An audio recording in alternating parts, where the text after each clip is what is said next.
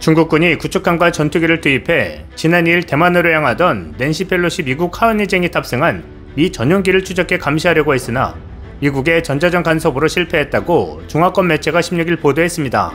대만 자유시보와 홍콩 사우스차이나 모닝포스트에 따르면 익명의 군 소식통과 군사 전문가들이 이런 내용을 전했는데요. 이들은 남중국해와 대만 해협 상공에서 중국군이 젠16D 전자전기 등과 4세대인 0550 구축함 등을 투입해 펠로시 의장의 전용기를 쫓았으나 실패했다고 설명했습니다.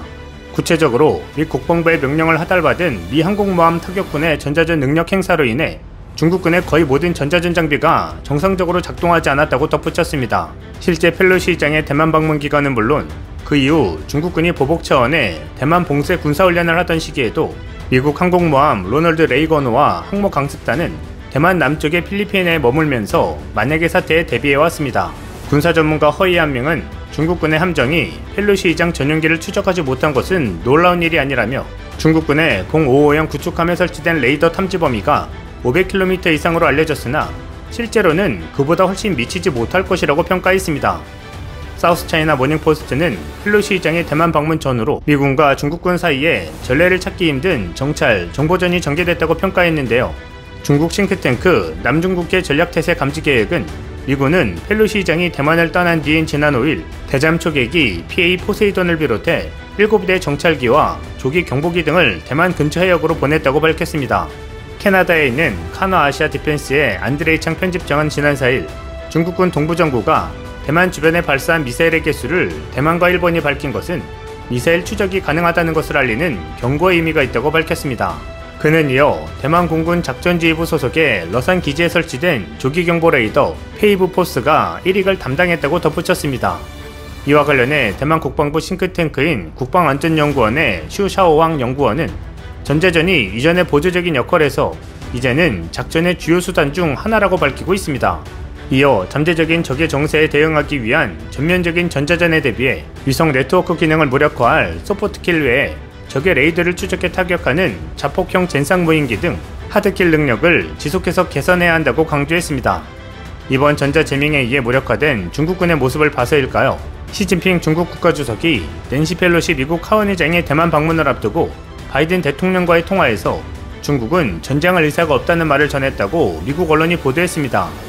월스트리트저널은 시 주석이 지난달 28일 바이든 대통령에게 전화를 걸어 펠로시 의장이 대만을 방문한다면 불특정한 결과가 초래될 것이라면서도 지금은 전면적인 위기가 닥칠 때가 아니다라며 이같이 언급했습니다. 그러면서 시 주석과 바이든 대통령 모두 평화와 안보를 유지해야 한다고 덧붙였습니다. 펠로시 의장이 대만 방문을 하면 전투기를 동원해서라도 폭격하겠다던 중국의 패기는 꼬리를 내린 모양새입니다. 매체는 대만을 중국 통제해두는 걸 중국 부흥 비전의 핵심으로 생각하는 시 주석은 수개월여의 외교적 노력에도 펠로시 의장의 대만행이 이뤄진 데 대해 좌절했다고 전했습니다. 중국은 미국 의전서열 3위인 펠로시 의장의 대만행에 민감하게 반응해왔는데요. 펠로시 의장의 대만행이 도미노 효과를 일으켜 미국과 유럽 등의 유력 인사의 대만 방문이 따르고 독립선언 조장으로 이어질 수 있다고 본 것입니다. 이런 가운데 11일 중국은 22년 만에 대만 백서를 발간하고 대만 통일 후 홍콩식 일국 양제를 적용하겠다는 의지를 강조하면서 대만 통일에 무력 사용도 배제하지 않는다는 입장을 재확인했습니다. 이처럼 현대 전쟁에서는 전자전 장비의 역할이 중요한데요.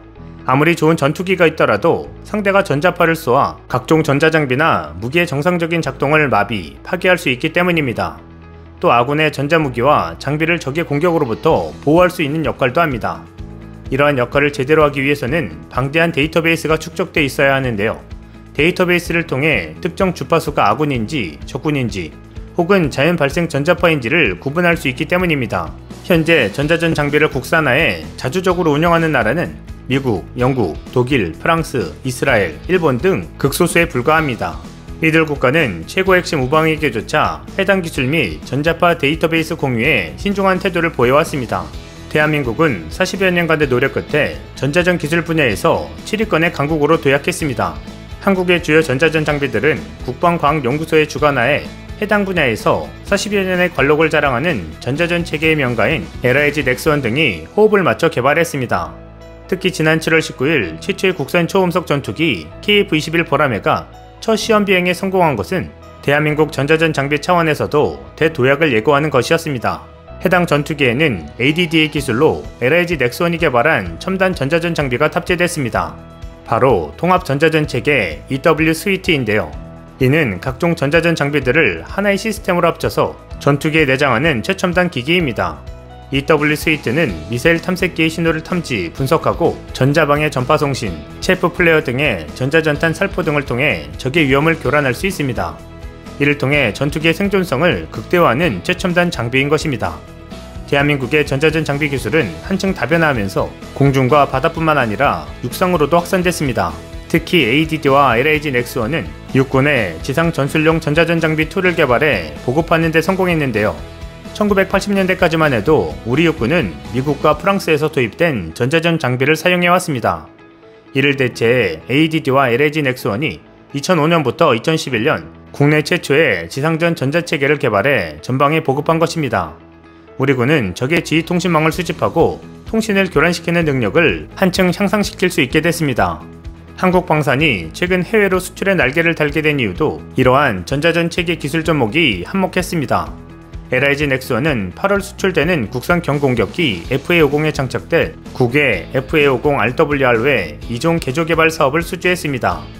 국내 연구 개발을 통해 개발이 완료된 기술을 바탕으로 FA-50 항공기의 레이더 경보 수신기 및 초단 증폭기, 대역별 안테나, CMDS 연동 등 수형 경량화를 통해 동등 이상의 성능을 구현할 수 있게 했습니다.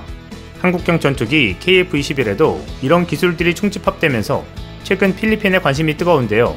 필리핀 정부 발표에 따르면 필리핀 공군은 현재 개발 및 비행 테스트를 진행 중인 한국산 KF-21 보라매를 다목적 전투기 프로젝트의 가능한 경쟁자 중 하나로 주목하고 있습니다. PAF 대변인 메이나드 마리노 대령은 기체가 4세대 전투기보다 더 은밀하다고 기술된 KF-21이 MRF 프로젝트에 고려되고 있다고 말했습니다. 그는 16일 필리핀 통신에 보낸 메시지에서 MRF에 아직 자금이 지원되지 않았다는 점을 감안할 때 KF-21이 MRF의 경쟁자가 될 수 있다고 덧붙였습니다. 마리노 대령은 PAF가 지난 7월 19일 프로토타입 첫 비행을 한 KF-21의 개발을 면밀히 모니터링하고 있다고 말했습니다. 마리노 대령은 PAF는 이를 모니터링하고 있으며 다른 시스템과 경쟁할 수 있고 방어 요구 사항에 맞는 새로운 시스템이 있는 경우 옵션을 닫을 수 없다. 오늘날 모든 시스템의 프로토타이핑 단계는 사용 가능한 기술로 인해 더 빠르게 완료되었으며 곧 적용될 수 있는 것을 볼 수 있을 것이다 라고 말했습니다. PAF의 MRF 프로젝트에는 기존 레이더 시스템과 통합할 수 있는 4세대 전투기 12대 이상이 필요하며 사정거리는 최소 250해리입니다. 자금이 지원된다면 이 프로젝트의 가치는 약 610억 페소, 1조 4,310억 원입니다. 마리노 대령은 또한 KF-21이 한국항공우주산업의 FA-50PH와 같은 실행 가능한 전투기가 될 것으로 기대하고 있습니다. FA-50을 얻었을 때와 마찬가지로 부정적인 의견이 많았지만 비평가들에게 시스템이 전투 준비가 될 수 있음을 증명했고 실제로 전투에서 입증되었다고 그는 덧붙였습니다. 한국이 수십 년간 노력해온 기술력의 결과가 드디어 빛을 보게 되는 형국입니다. 대한민국의 놀라운 성과들에 박수를 보냅니다.